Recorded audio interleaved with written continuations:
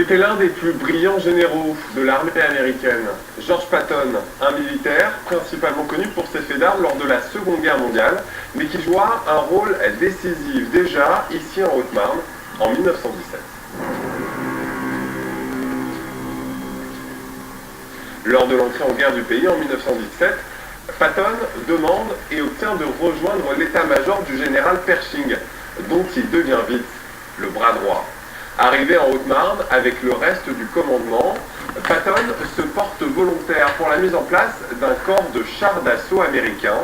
Patton est persuadé que les tanks vont permettre d'emporter la décision lors des grandes batailles et de gagner enfin.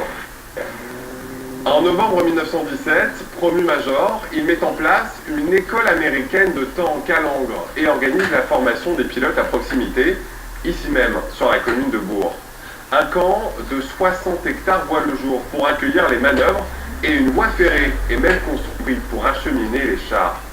Patton prend personnellement en main la formation des conducteurs avec réveil à l'aube, gymnastique, cours de conduite et séances de tir.